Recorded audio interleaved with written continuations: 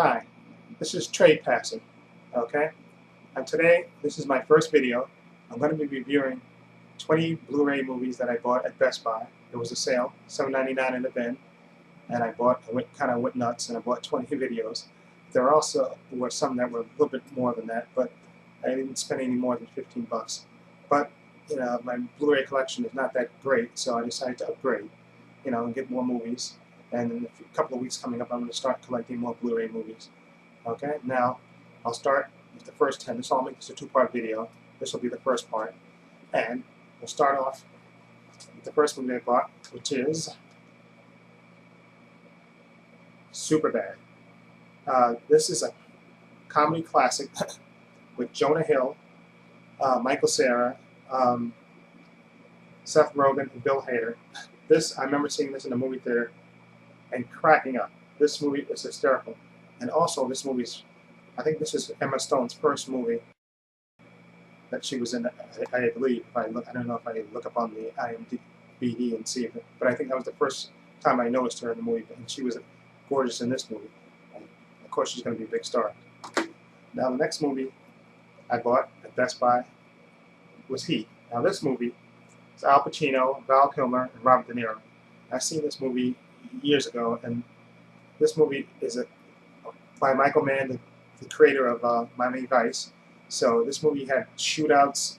The acting between Robert De Niro and Al Pacino was fantastic, over the top. And I believe even Ashley Judd is in this. She plays Val Kilmer's cheating wife. But this movie is just a crime classic, and the shootout at the end is worth the price of admission just for that.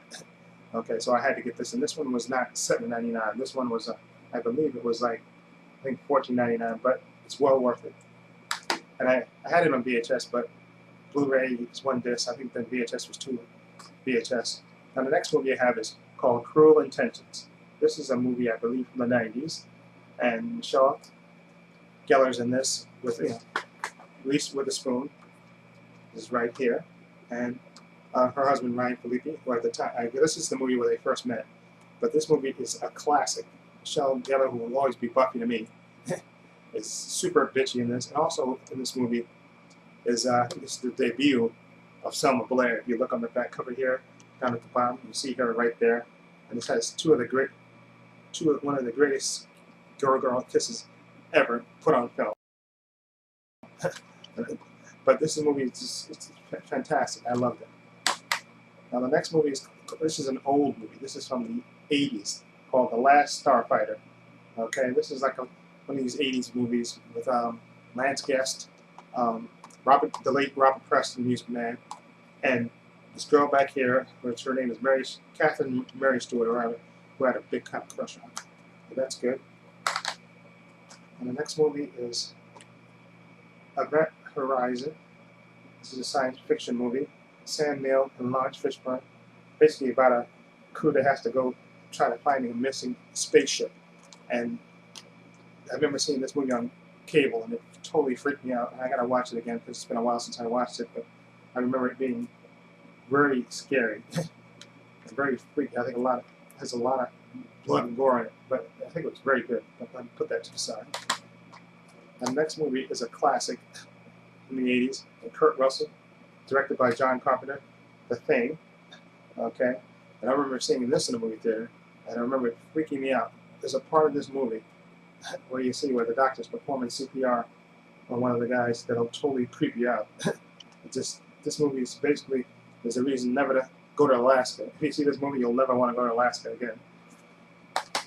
And the next movie we have is V for Vendetta, done by the Wachowski brothers, who also did the Matrix movies. Okay, and it stars Hugo Weaving as V and Natalie Portman. Okay, I forgot her character's name in this, but this movie, it's so fantastic. I mean, Hugo Weaving, I think, should have been nominated for Academy Award. I know they don't normally give it for action movies, but he just played this part. Basically, he had to do it with his voice because he's wearing the mask all the time. But this movie is excellent, and Natalie Portman is so gorgeous in this movie, even after she shaves her head. She's absolutely gorgeous, and I never had it on Blu-ray, so there it goes. Now this is the remake of a horror movie called Dawn of the Dead. Okay, stars Sarah Polley, Ving Rhames, Michelle Pfeiffer, And I remember seeing this movie, the beginning part of it. This movie will freak you out. This thing, with the zombies basically just overrun the. Oh, and you see them basically in a suburban neighborhood, just destroying everything. Okay, but this as far as remakes go, wasn't actually that bad. Actually, it was pretty good, actually. And this I suppose we have additional features and stuff that I didn't see, so I'm gonna watch this again. I love horror movies, especially with zombies. Now, the next movie is a comedy classic, another one, Blazing Saddles. Mel Brooks, Cleveland Little, Gene Wilder, Madeline Kahn, Harvey Korman, Don DeLuise, Lynn Pickens. This movie is hysterical. Who could ever forget Alex Karras punching out the horse? Okay? It's Mongo.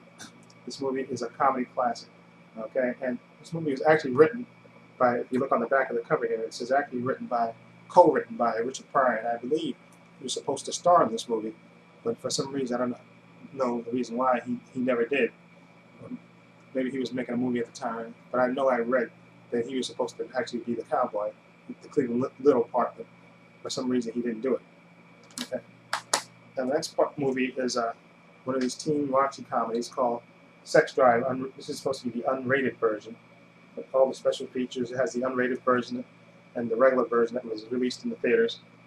Now, I remember reading about this movie a long time ago, and I never got the chance to see it, but it has James Marsden, who played Scott Summers, Cyclops in the X-Men movies. It has Seth Rogen in it. It also has who was Clark Duke, who was in Time Machine, the comedy. It's not called Time Machine, but he was in that. But it's supposed to be a classic, so I'm going to watch this, just to see how it is. Okay, and that'll be the end of my first part, and I'll review the other 10 parts in my next video. Okay?